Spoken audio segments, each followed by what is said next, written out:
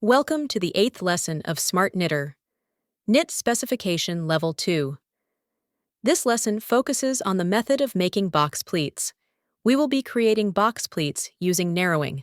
Let's start with adjusting the stitch count. You can first set the stitch reduction steps and then do the narrowing setup.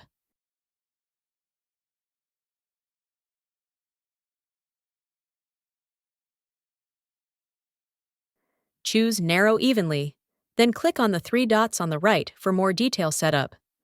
You can decide how many stitches to leave in the middle, and then narrow by 14 stitches each time.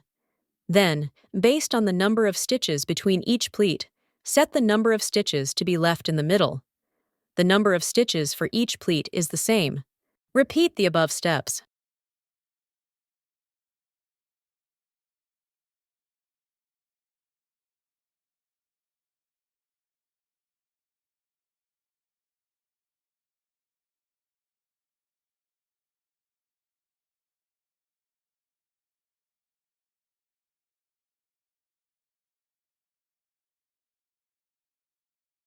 Finally, we can export to SmartGraph for examination.